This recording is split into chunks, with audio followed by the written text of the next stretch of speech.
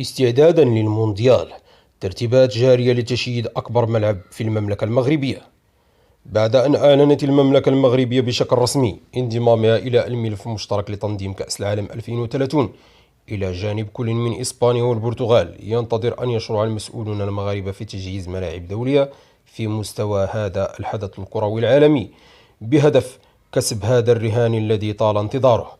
وارتباطا بالموضوع، نقلا عن عضو بجماعة الدار البيضاء أن لجنة تضم مسؤولين مغاربة قامت بزيارة للفضاء الذي من المرتقب أن يشيد عليه ملعب جديد ضواحي مدينة الدار البيضاء، مشيرا إلى أنه يبعد عن وسط المدينة ب 15 كيلومتر، وعن المطار ب 20 كيلومتر، وعن محطة القطار ب 15 كيلومتر. ذات المصادر أوضحت أيضا أن هذا الملعب ينتظر أن يكون أكبر صرح رياضي في المغرب،